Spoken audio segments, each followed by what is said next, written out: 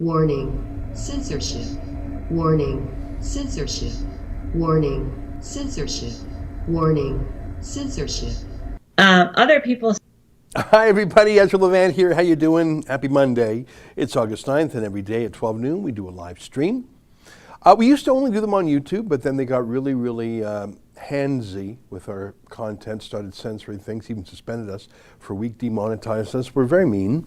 We're basically an auxiliary of the Democrat Party in the United States and Canada's Liberal Party. Very censorious, very malicious, double standards, all that. So we have expanded our live streams to 3 other platforms, superu.net, rumble.com, and odyssey.com, each of which are interesting in their own ways. We haven't abandoned YouTube, even though they have abandoned us, because what I really care about at YouTube is the 1.47 million subscribers we have there. YouTube wants to come between us. 1.47 million people positively said, yeah, we want to hear from Rebel News. So we don't want YouTube to come between us. So we still do live stream there, even though they censor us viciously. Like right now, for example, I'm looking at the YouTube stream here. We have 1.47 million subscribers, and yet apparently only 196 people responded to the notification bell. Is that realistic? I don't think so. Only 1 in 10,000 people who said, yeah, I want to hear from the Rebel, they're throttling us. But enough talk about YouTube. I want to talk about the world. And we have, like I say, Odyssey, Rumble, and SuperU. And we have learned the importance of diversifying our vulnerability to big tech oligarchs, like the awful people at YouTube. Hey, do you ever get a headache? That's a ridiculous question. I would imagine every single person in the world at one point in time has got a headache. Some people get them all the time. Some people get migraines. Some people say their headaches are related to the change in the weather.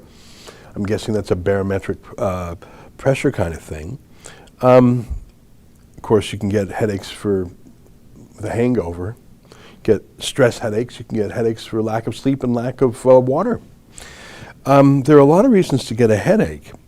And most of us don't make a big deal about it. We just take an aspirin or Tylenol or Advil. Is it a political moment when you get a headache? Well, here's Rachel Notley, the leader of the NDP in Alberta, former premier. She says, person on my staff was dealing with a bad headache. Okay, sorry to hear about it. Take some Advil, and thanks for the tweet. No, she's not done. They were around others, and you don't want that to, if you've got a headache, stay away from me. You got a headache? Whoa, 6 feet, buddy. You got a headache? Get away from me. Girl germs. Like that's elementary school girl germs, cooties kind of stuff. They were around others, so naturally, that's my favorite word in this whole tweet. Person on my staff was dealing with a bad headache. Okay, was it like their afternoon activity to deal with it? Someone says, Ezra, how do you deal with a headache? I just take some Advil. So the dealing with the headache, just get some Advil and get a glass of water, and you've dealt with it. No, this is an NDP union member, so they were taking several hours to deal with it. Person on my staff was dealing with a bad headache. They were around others, so naturally, of course, they got a COVID-19 test just to be safe. It's a headache. It's a headache. And then there's a follow-up tweet because it's very important news. Thankfully, oh, that was a close one. It was negative. But what are their options or tools to keep others safe come 1 week from now? What if she gets another headache? There are no other options/tools. Test, trace, isolate. That is what reasonable Albertans want. Is that the definition of a reasonable person? Hey, how you feeling today? Oh, it's okay, I got a bit of a headache. Whoa, back off! Put on your mask. No, it's just, I was up late last night and I had a couple of drinks. You've got a headache? Stay away. You're going to get that thing tested, right? What do you mean tested? You're going to go get a test, right? What are you talking about? Well, you just said you're dealing with a headache. That's worse. I mean, you can have a headache, but if you have to deal with it. Yeah, I just took an Advil. I'm ready to go. Like, I'm dealing with it. I took the Advil, should kick in half an hour. No, no, no, no, no, no. You got to go and get that thing jammed up your nose. Well, that's going to make my headache worse. No, no, no. Naturally, the thing to do is to track and trace and test, and maybe give a blood sample too. Can we get a vax for the headache? Excuse me, officer, can I get a vaccine for headaches? Yeah, give me the experimental one. Give me one done by Sinovac or Sputnik. You know, since the advent of Google, when everyone can Google their own medical malady, I think it's created a generation of hypochondriacs. That's a fancy word for meaning people who think they're sick all the time and think the smallest thing is a sign that they're going to die. Now, by the way, sometimes, you know, the old saying, just because you're paranoid doesn't mean they're not out to get you. That's a joke. And you could say just because you're a hypochondriac doesn't mean you're not sick. Everyone can. So there is some value to being able to go online as an amateur and sort of see, in layman's terms, what you have. But you don't want to make the mistake of doing homemade medical doctoring any more than you want to make the mistake of homemade lawyering. Yeah, you know, seek what information you can get. But then, you know, could you imagine someone saying, I had a headache, so I got a COVID test. I stubbed my toe. Boy, my toe hurt, so obviously I got a COVID test. I was feeling a little, I had Mexican food for dinner, so I'm a little gassy. Okay, do you want to take a COVID test?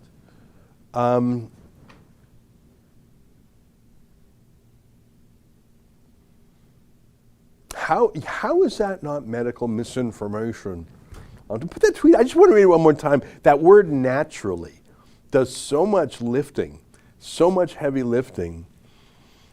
Person on my staff was dealing with a bad headache. So yeah, whew, been there, done that. Whoa, is she okay? Thanks for tweeting about it. 509 likes. Whew. But here's the thing, that headache person, they were around others, so you have to up-talk it. They were around others, so naturally, they got a COVID-19 test just to be safe. Is that what you naturally do?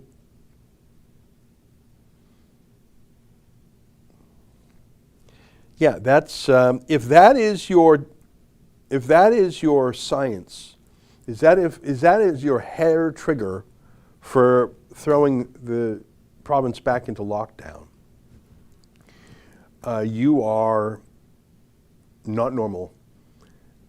You are an authoritarian who is not using common sense, but rather finding any excuse whatsoever to lock people down, and your staff having a headache. You did this whole performance art of getting a test, and then, look, if you want to take the day off work, just say so. Like, it's summertime, it's nice out there. Oh, I got a headache. Okay, there's some Advil in the kitchen. Like, we got some Advil. We got a little office here. We got Advil in one of the change rooms near the bathroom. If someone were to say, "Oh, I got a really bad headache," I'd say, "Oh, I'm sorry to hear it. I got some Advil. There's some Advil there. You know, there's a 7-Eleven down the street. Go get some Advil." No, man, I'm really dealing with it. Yeah, just take some Advil. There's extra strength. No, man. I don't naturally, I got to go and get tested. What are you talking about? No, I got a headache. So I'm going to now book a testing, get in my car, go to the hospital or whatever, push aside other people who are there for less important reasons, and I got to get tested.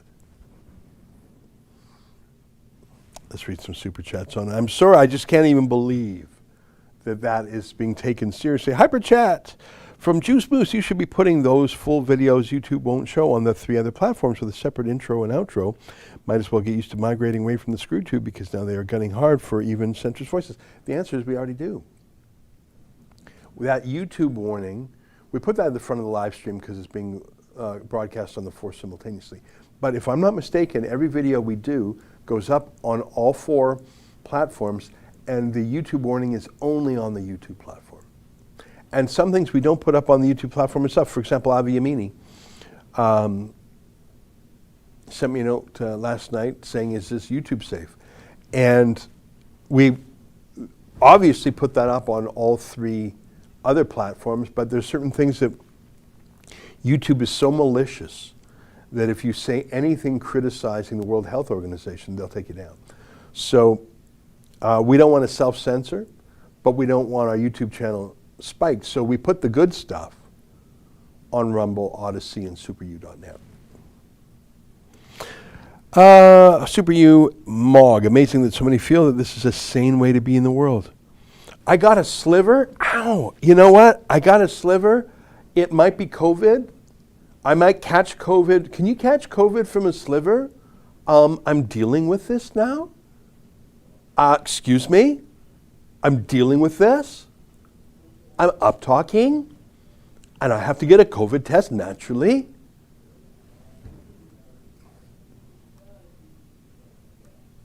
Super you devil's advocate. Facts, reasoning, common sense are all things of the past. Yeah. On Rumble, on the bit next time my knee goes out, I'm going to get a COVID test. Yeah. Flatulence, COVID test. That's a fancy way of saying farting. On Rumble, Hollywog. If someone on Notley staff gets a headache, I recommend isolating them in their apartment until 2030. Can never be too careful with these things. Yeah, I think, what are you doing going to get a COVID test? You know you have the symptom, a headache. Why are you not quarantining for 2 weeks and anyone else exposed to the headacher? And do you have a headache passport? I'll work on that. On Rumble, joyful from the heart. At the schools, if a child coughs, has a slight sniffle, they were sent home, and all the siblings would be also sent home. They would have to quarantine 2 weeks to get the COVID test. I don't even think sniffles are a symptom. Justin, can you call up symptoms of COVID? I know it's a respiratory thing. That means lungs, right? That means breathing. It's in your lungs. It's like a flu. I don't think it's in the sinuses. Can you pump that up? Okay, so fever, dry cough, and tiredness. Okay, so less common are aches and pains, sore throat, diarrhea, conjunctivitis, headache, blant, headache, a loss of taste or smell, a rash on the skin, discoloration, serious symptoms, chest pain and pressure, loss of speed. So do you see what, like sniffles aren't in there, right? Do you see that? Like sneezing, that's a sinusy thing. This is a lung thing, I think. Now there's some other symptoms there. But you notice there's no, am I wrong? Have I missed it? There's no, and what page is it? What's the authority of this page here? Okay, so Government of Canada, there you go. So it's, if you got the sniffles, like I sometimes sneeze, it's allergies or a sinus thing, that's not a symptom. Sneezing is not a COVID thing. So when you say kids were sent home for 2 weeks because someone sneezed, that's what we call junk science. All right, well. Man, I'm dealing with a headache. Hey, can I get that paper that we need today? Can I get the document signed? We're on a deadline. Can I get a draft by noon today? Dude, I'm dealing right now? You dealing with what? I'm sorry. I've got a headache right now. Okay, have you taken the Advil? No, I'm not going to take the Advil. What are you, some sort of granny killer? I've scheduled a COVID test. If it's that thing where they jam it up your nose, I don't think that's going to make your headache feel better. Have you had one of those jam up your nose tests ever? Me neither. Me neither. I haven't had one. So I'm just guessing, but that can't feel good.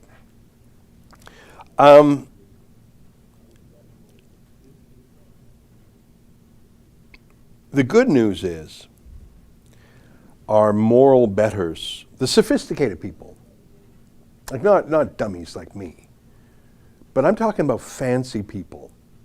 They can get together because they're sophisticated in how they do it. When you and I get together, we're sort of dopey, ignorant, don't know what we're doing.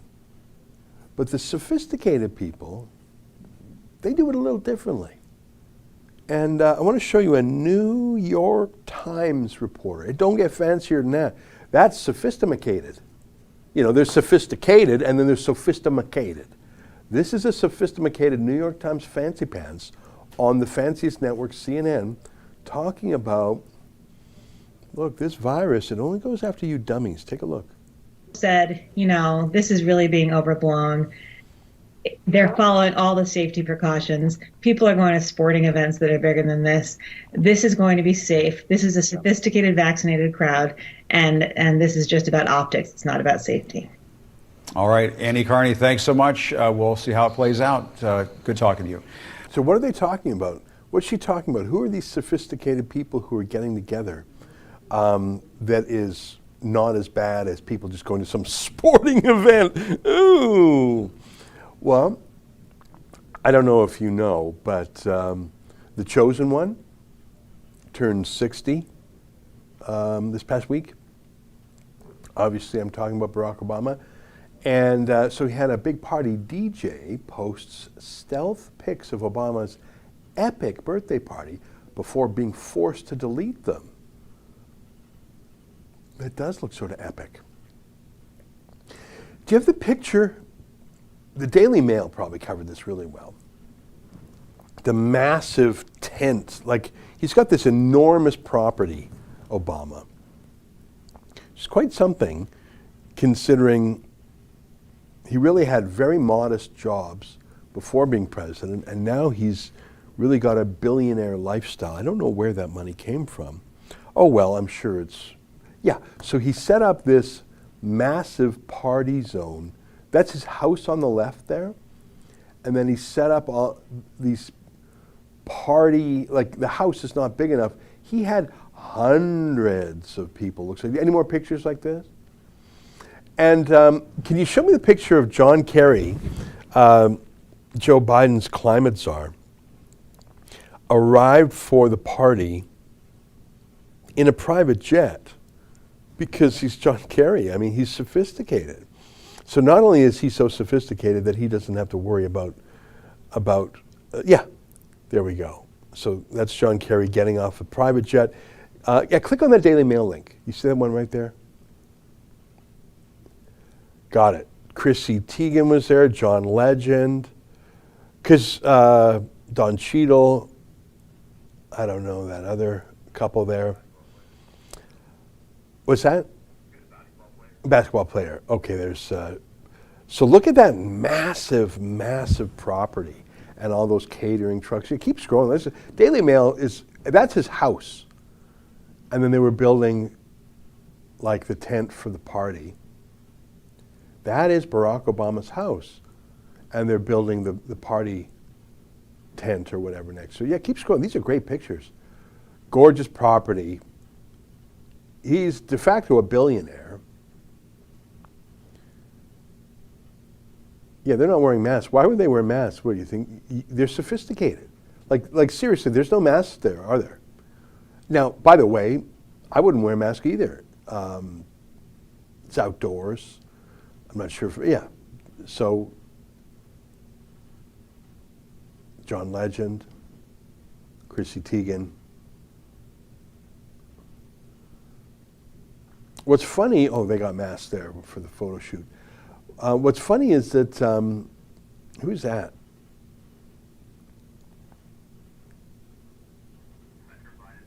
Hunter Biden's ex-wife. Jeez, that's awkward. Who are these people? Hunter Biden's daughter. I think he's got kids by 3 different moms. Who's that? Is that Stephen Colbert? Yeah, because Don Cheadle, right? I like Don Cheadle as an actor. I just can't stand when these guys start giving me their politics. Anyways, so it was a huge part. Look at that property.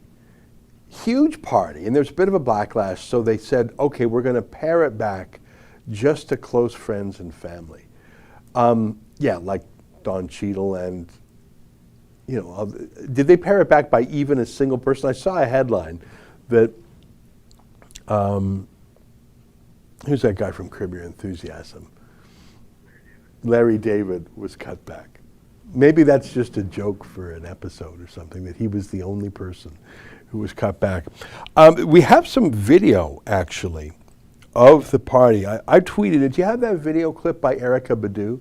Because, of course, Erykah Badu is close friends and family. Take a look at this.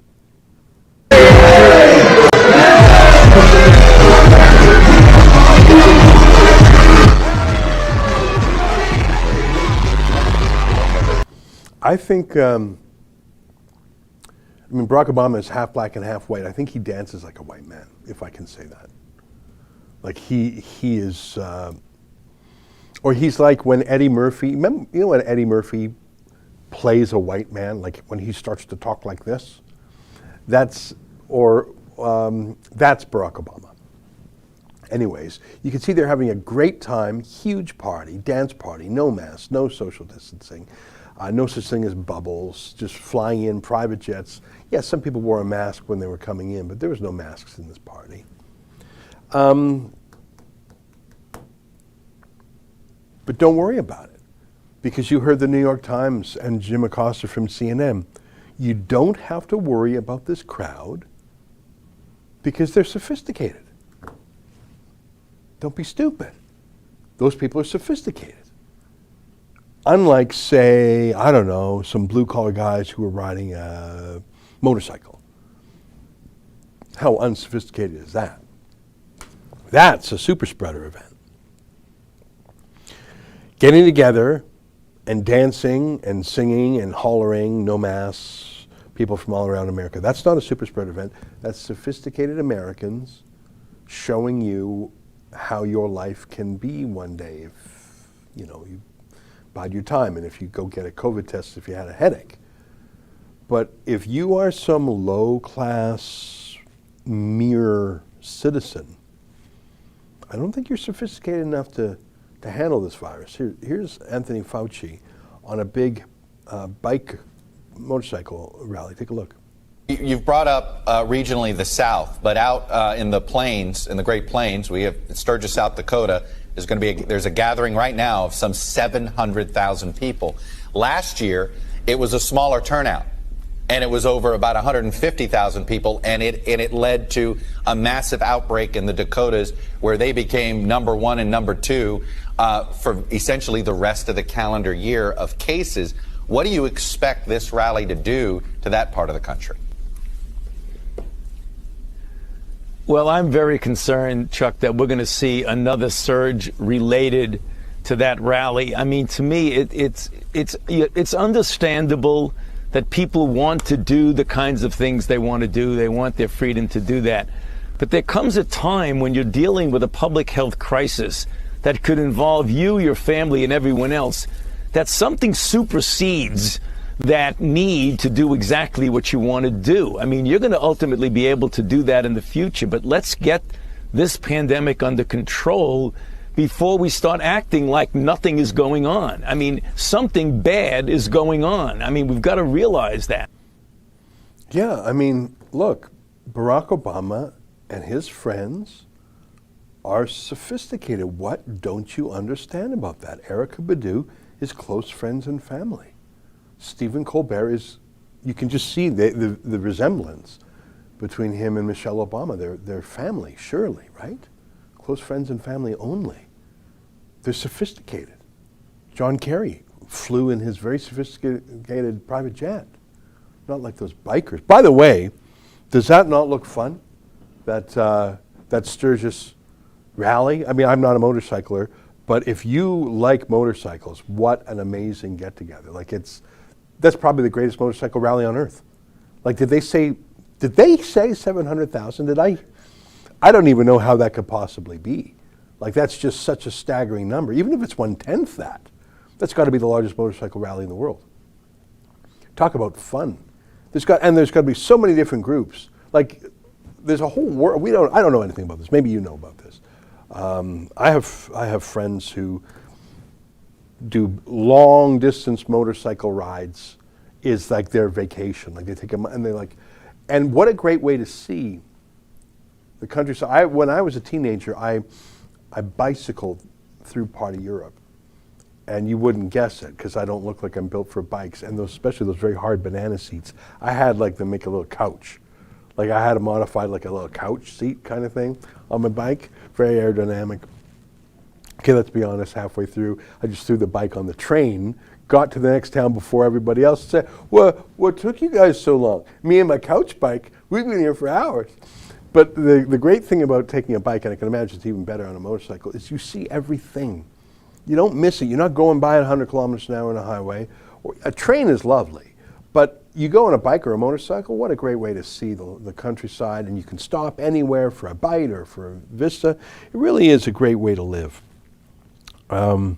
I say that based on my tiny experience of riding a motorcycle like twice in my life, but actually that bike trip is what informs me.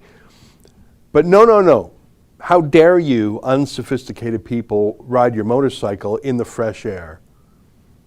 And by the way, they're socially distanced, as if that's a thing. But Barack Obama and sophisticated people can dance in a hot, sweaty tent because they're just better than you. Know your place. And you know, the South, the Sturgis route, the South, they're the worst, and the plains. And I understand that Lollapalooza, the big, you know, hippie folk fest kind of, yeah, that's Lollapalooza. Was that in Chicago? Look at that. Now, by the way, good for them. That's living again. That's how life was in the before times, right? That's half the fun of going to a concert, don't you think?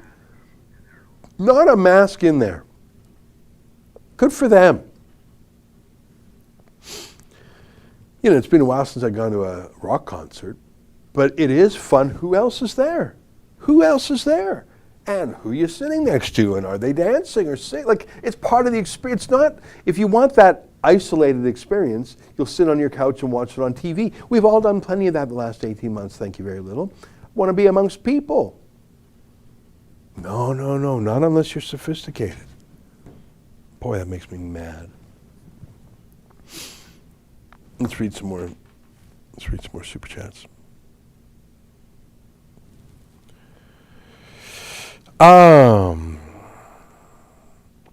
History Club World, May 2020. I stubbed my toe hard on a rock. It hurt a lot, so I did a symptom checker. It said COVID might be a reason.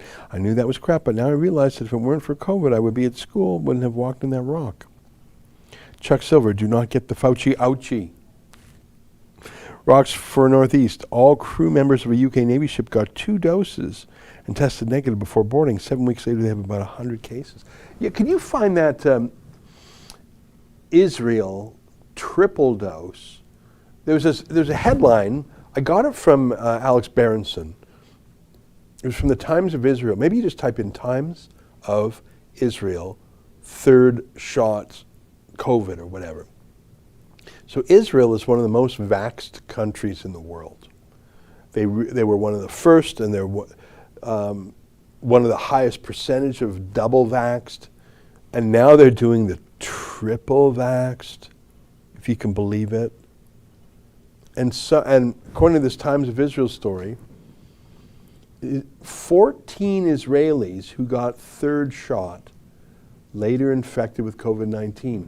Limited data, not enough to draw conclusions on boosters' effectiveness. Ministers said to fight over potential lockdown restriction exemption for shuls. That's a way of saying synagogues. So 14 Israelis who got 3 shots got the COVID, but it's not enough to draw conclusions on the booster's effectiveness.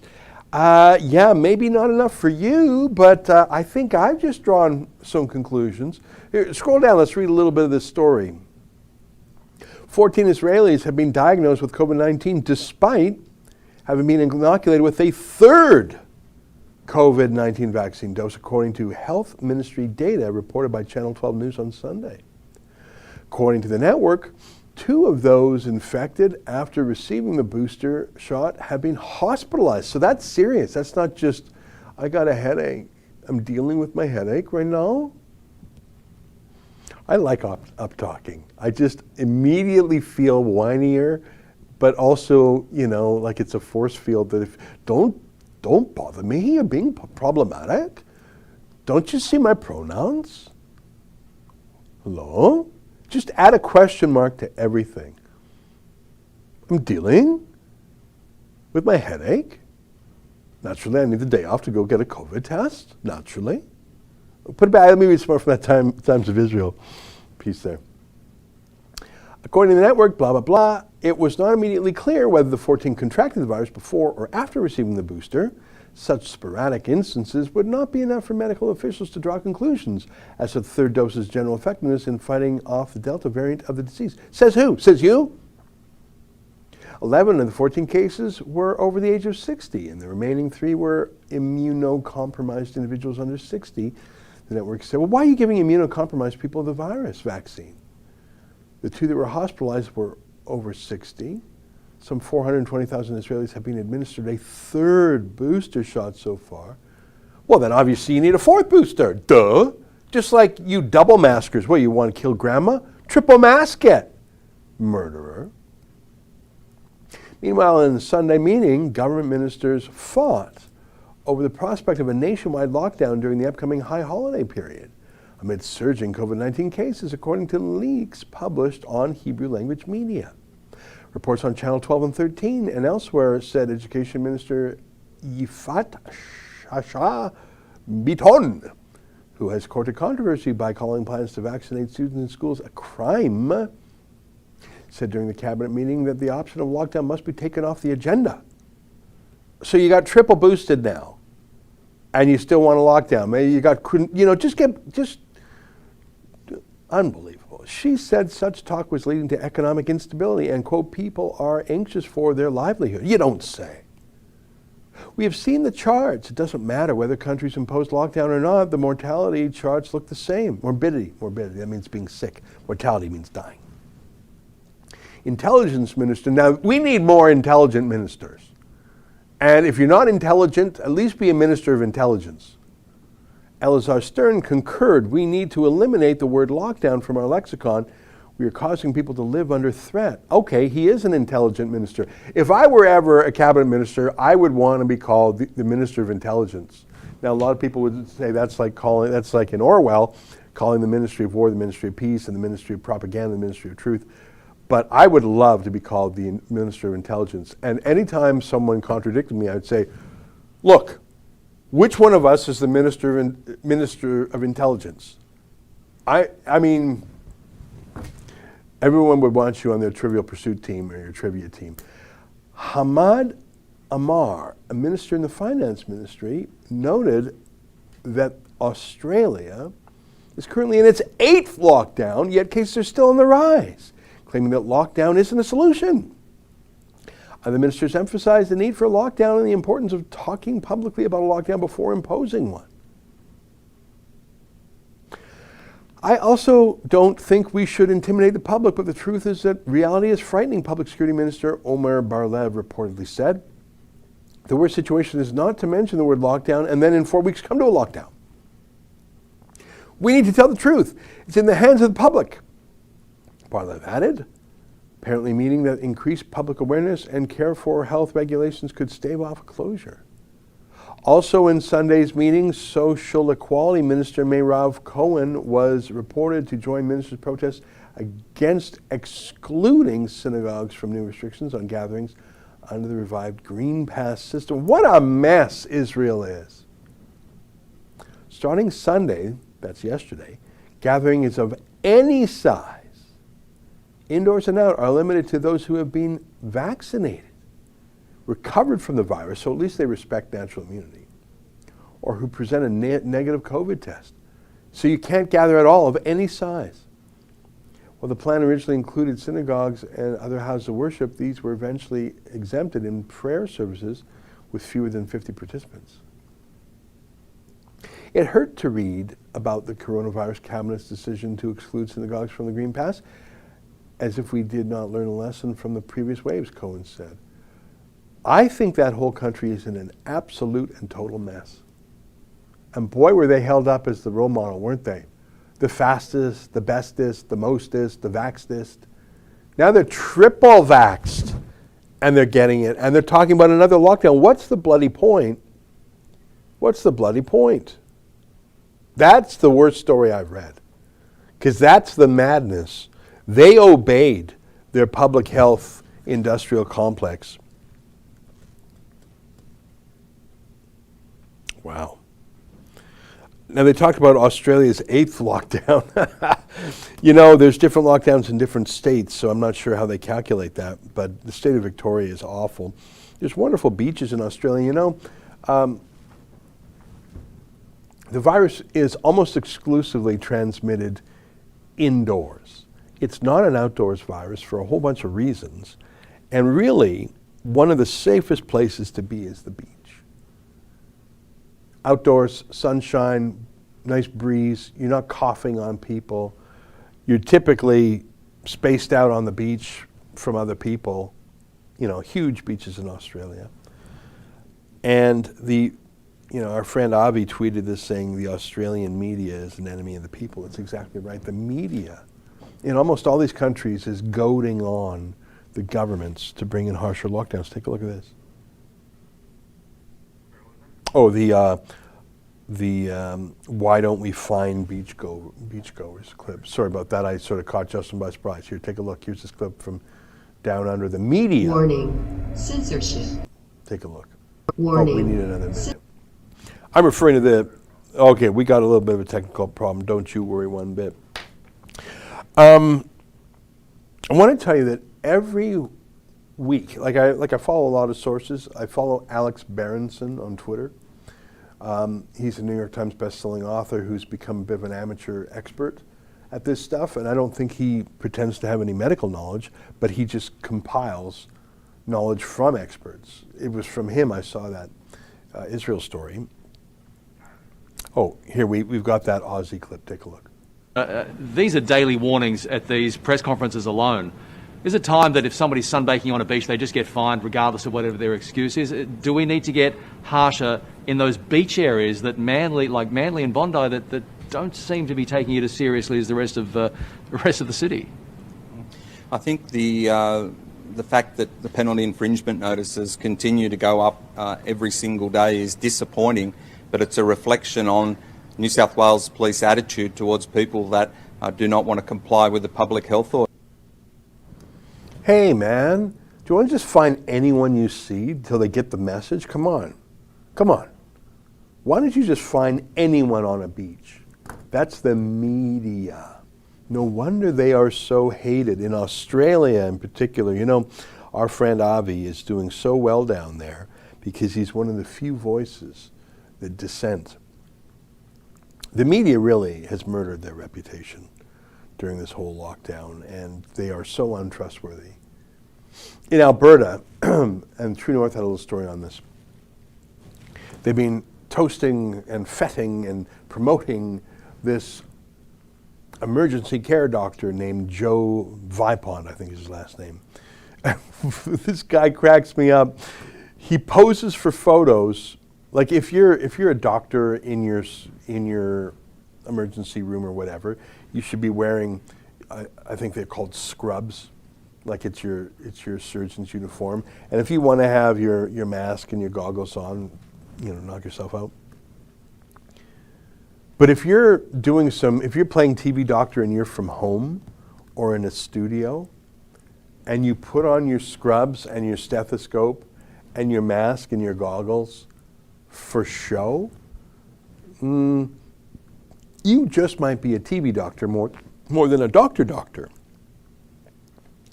Yeah, there he is. Is that that's a scrubs top, I think. I can't tell if that's a stethoscope, but you know, no, I don't. It's probably just a microphone. So this is from True North. How can we trust experts when they moonlight as political activists? Dr. Joe Vipond of Calgary has been promoted as the voice of reason by much of the media.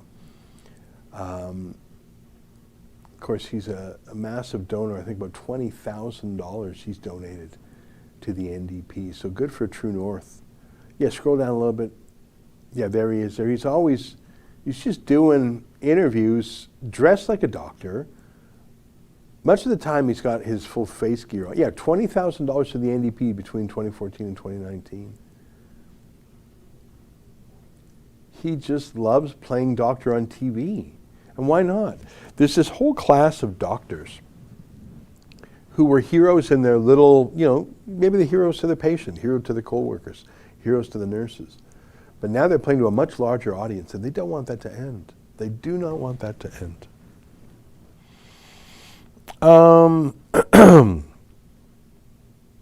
Adam Wanders, we love Rebel News, actual news. Thank you, Watts, I see you to say.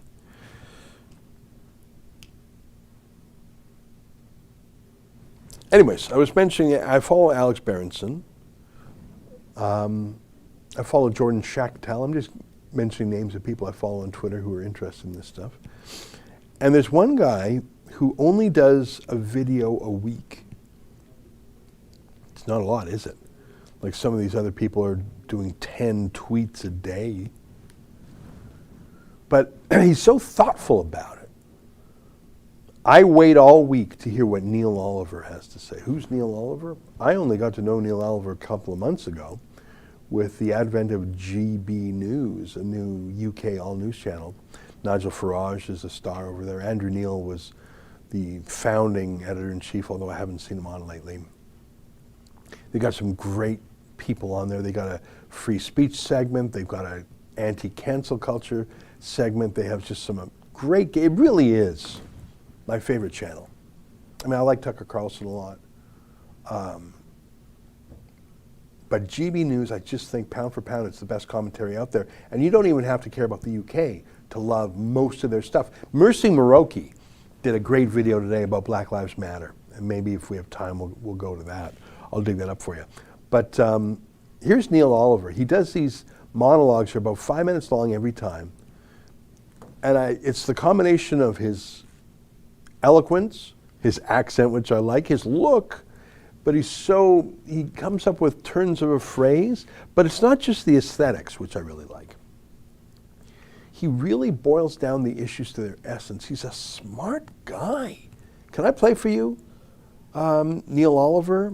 Let's play a fair chunk of it. Let me invite you to download their app at GB News. I have no connection to them. I don't work for them or anything, but I just am such a booster of them. I think they're great. Here's Neil Oliver. Take a look. The government and their scientists want 16 and 17-year-olds to have the vaccine. I won't let my children be vaccinated. My wife won't let our children be vaccinated. Not while we have breath with which to say no. I've read over and over again that children face a tiny threat from the virus. The vaccines have been rolled out under a form of emergency use authorisation. The vaccines are new. We do not have, cannot have, not for years yet, data about the long-term effects of injecting those products into the still developing, unformed bodies of children and teenagers. It seems to me, and to many, experts included, that the potential threat to teenagers from the vaccines must be greater than the threat from the virus. As I must always, I concede that that is how I understand what I have read and been told by the government's experts from the beginning. But it's not only about science, is it? I don't want to venture any further back into the science of it all, the claims and the counterclaims. By now it is, anyway, beyond that for me. For me it's about ethical behaviour and also morality. The balance of risk between virus and vaccine is contested. Some will argue it is worth giving children the jab. Essentially, for me, it all boils down to one question. Do I want to stand behind a wall of shields borne by children? My answer is no, I don't. For me, there is no war into which I would enlist children, not for any reason. In my understanding of parenthood, indeed of adulthood, the children stand behind us, safe from potential harm for as long as possible, in the centre of a circle made of adults facing outwards. Adults for whom the most precious gift on earth is the privilege, the honour and privilege to stand between those children and any possible danger. Children can be brave, are often braver than adults, but this fight should not be theirs. This story, played out over the last year and a half, and likely a long, long way from finished, is touching now on epic themes: the rights of the individual, freedom, children. There are polarised views about who has the meaningful say on those rights, that freedom, our children. We are all being made to choose, to take sides. Some choices, I think, are deliberately being made easier than others. I'm still getting letters, more and more, in fact. The addresses on the envelopes are still fun, but the contents are growing harder and harder to bear. More and more people are writing about good and evil, about the search for light in the dark, about fear, even dread of the future.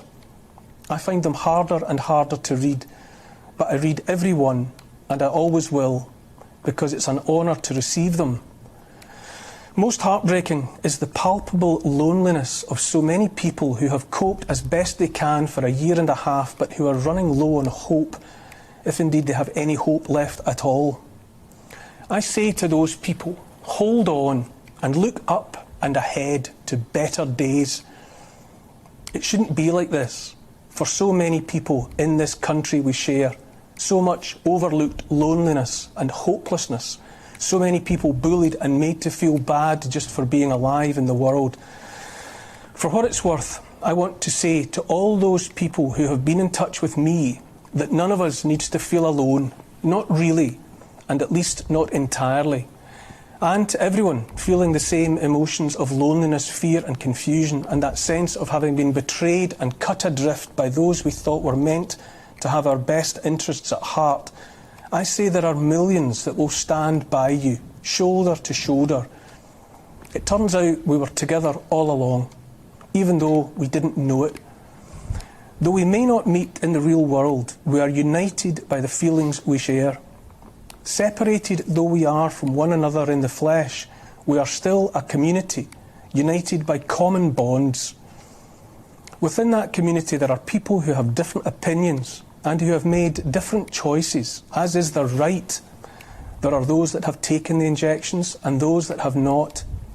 A recurrent cry from many is that they have, over the years, taken every vaccination and seen to the vaccination of their children as well. Again and again I read about those who simply have questions they want answered, and who feel those answers might not be available for years to come. Those feelings of community transcend decisions made by adults about what is best for each of them. I receive letters from care workers, nurses, GPs and others in the health industry, and while they've made different choices for themselves, they're united by dismay about what might be about to unfold for children. Even though we might not be able to see each other, we are companions. Companion is a word with deep roots, all the way down to the oldest languages of all. It really means those with whom we share bread. I wish we could all meet somewhere, because then we would see that we're not alone, that in fact we are millions of people standing together. No matter what happens next, we who hold common values, values that we hold dear, we are a community, we are companions, we are family. I will continue to dream about a day when we might break bread together. You know, I learn so much from him all the time. Sometimes it's his use of the language. Sometimes it's just very simple ideas about that we can't meet together and we can't see each other. Now, of course, Obama and other sophisticated people are allowed to meet each other. Now, the UK, I mean, obviously he's in the UK, there in Canada are different. I mean, there's swaths of America that are open. The only place in Canada that is fully open is Alberta, and you can imagine the pressure on Alberta to collapse that, not just from their domestic activists, but from every other province who doesn't want there to be an alternative. It reminds me of why liberals, leftists, like Gerald Butts, Trudeau's right-hand man, seemed so adamant that the Conservative Party of Canada, the Conservative Party of Ontario, adopt a carbon tax. And I thought, well, why do you care? In fact, if you think the carbon tax is so popular, if you think the carbon tax is so right, don't you want your opponents to make the wrong decision and be anti-carbon tax, and you'll get all the votes? If you think it's a winner, if you think it's a winning idea politically, put aside ideology. If your job is to get Justin Trudeau elected, why would you want his opposition to copy him on a key platform plank? Wouldn't you want your opposition to go down the wrong path? And the answer is so obviously that you want to remove any dispute, any debate at all about an issue and not have it come up at all, so voters have no choice at all on the matter and it's just taken off the debate. That's done a lot in Canada by having courts make highly political decisions, and then it's, oh, that's already a matter that the court has decided on, that's closed forever, you can't even talk about that. As long as there's one party that doesn't believe in a carbon tax, two things happen. First of all, people actually have a choice, if that's their most important issue, and they have the knowledge that they're not alone. And it was always conspicuous to me that Gerald Butts did not want Conservative parties to oppose his party on that, because they didn't want voters to think that they were part of a larger movement. They wanted anyone who was against the carbon tax to think I must be the only person in the world who thinks this way. I think it's the same way on lockdowns and vaccines, especially forced vaccines. I think if everyone thinks, oh, well, I guess I'm the only one who feels this way, no one else feels this way, I guess it's hopeless to oppose it. I suppose I'll just do it. Everyone else is. But for that psychology to take over, you have to observe that everyone else is. So if you learn that others aren't, in fact, that way, not only do you no longer feel like an outcast, but maybe you can do something about it collectively. That's what I thought of when Neil Oliver said, perhaps we can meet together. These 700,000 bikers, or even if it's only 70,000 in Sturgis, they're getting a lot of mutual reinforcement, whatever their views are, that they know they don't have to listen to Anthony Fauci.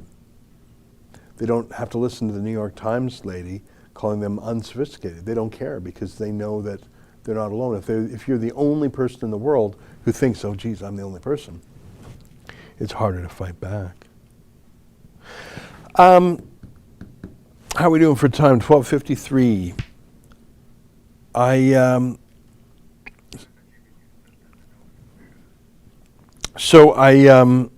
That's GB News, and I've said this before, download the app. GB News is in Great Britain News. It's free, so really there's no reason not to do it. I know that half of what they talk about will be of no interest to Canadians or Americans or Australians. I know that. But a lot of what they talk about will be. Like, would you not agree with me that what Neil Oliver talked about there is absolutely of interest to every Canadian, and many Americans, and many Australians, and many Israelis? The fact that he's saying it in a cool Scottish accent just makes it more interesting, but it doesn't take away from the universality of his message. And they have some very interesting commentators, Inaya Folaran, Iman Mercy Maroki. And Mercy is so young, but she's courageous, which sometimes you have a lot of courage in a little person, and I'm saying that in an affectionate way, because she's tough.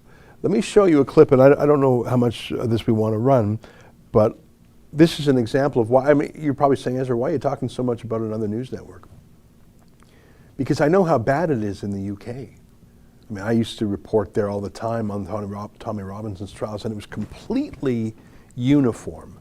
The pro-censorship media narrative, the media party is so vicious, so the fact that there is this well-funded, well-staffed, really good network, I feel like it's a miracle, and I'm not even a Brit, but I know what the British media is like, and all I can say is I hope they can endure. Here, let me play for you a little bit from Mercy Maroki, who's so smart, and listen to her here. Take a look. Now, over the weekend, a police officer was slashed while he was attending a stabbing in North London, just another in the ever-growing list of knife crime on British streets. London is, yet again, set to have a record-breaking year in terms of knife crime. Last year was a record breaker, as was the year before. The problem is getting worse. So what are the stats on knife crime? Well, since 2010, the number of violent and sexual crimes that involved a knife have gone up by more than 50%.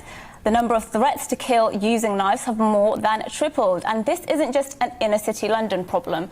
Surrey, for God's sake, crowned as the poshest home county in England, has seen a nearly 600% increase in offences involving sharp instruments over the last 10 years. And let me say what we're all thinking. There's one group in society that is most involved in knife crime from both sides. Nearly half of all murder victims in the capital have been black. That's despite black people making up only 13% of London.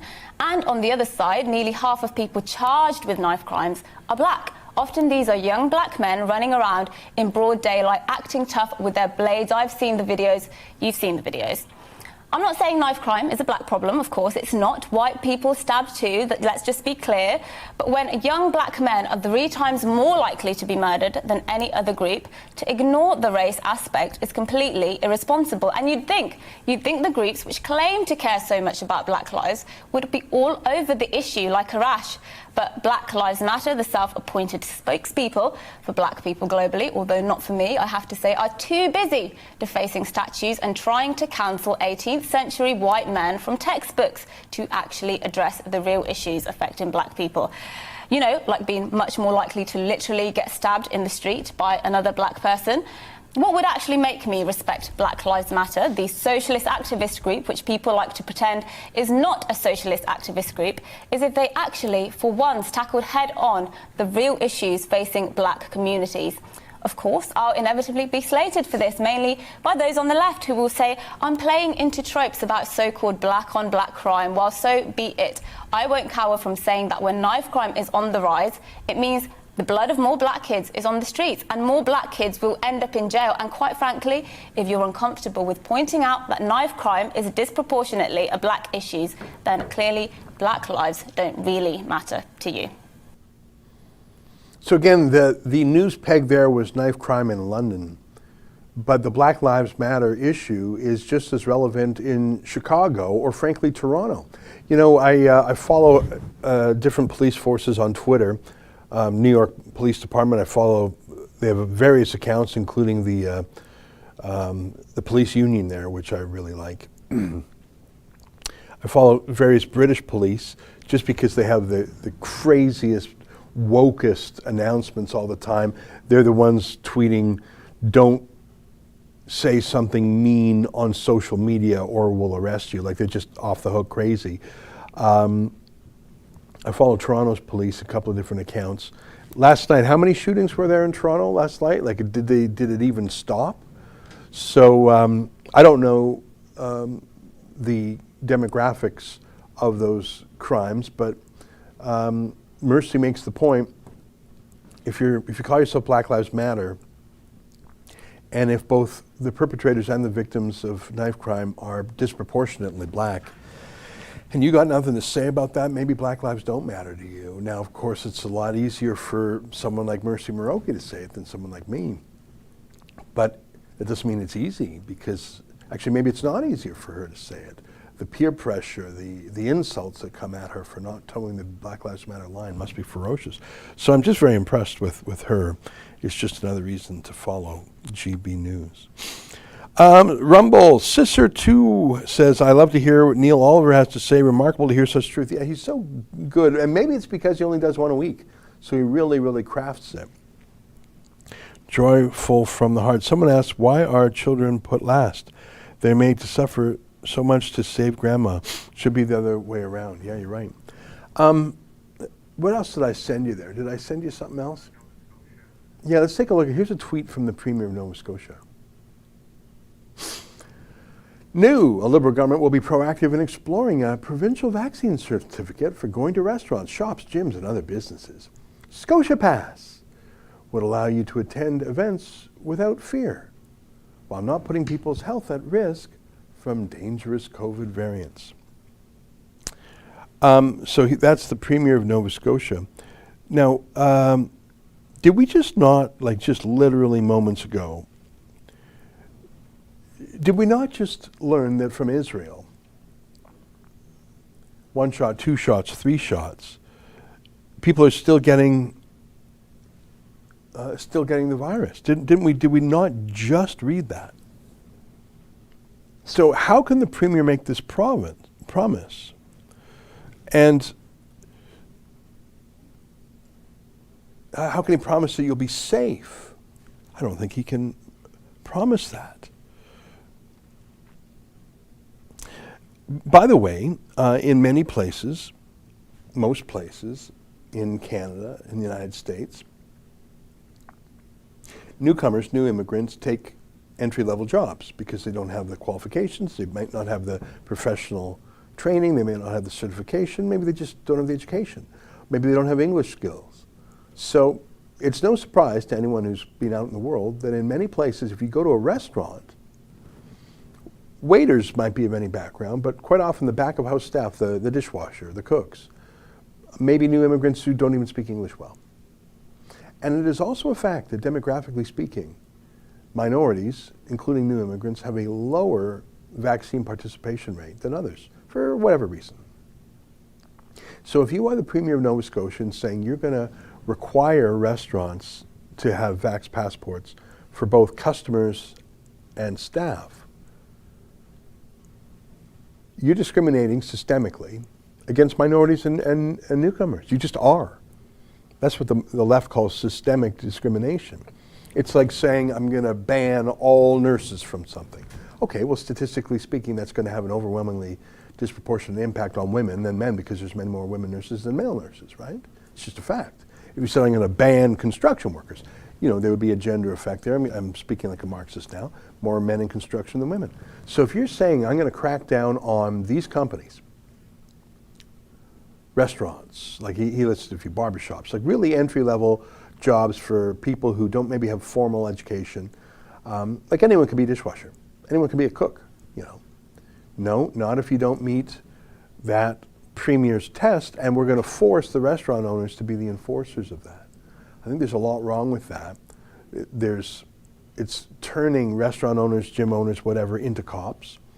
It's pitting companies against their own customers. It has that systemic discrimination I just described. But mainly, you heard his promise. This will keep you safe. But didn't we just read from Israel that that's not true? It's 1:02, so I'm going to say goodbye. I'll have a show tonight, more about Barack Obama's party. But I'll leave you with this dog video curated by our friend Justin. I'll see you tomorrow, everybody, or Wednesday.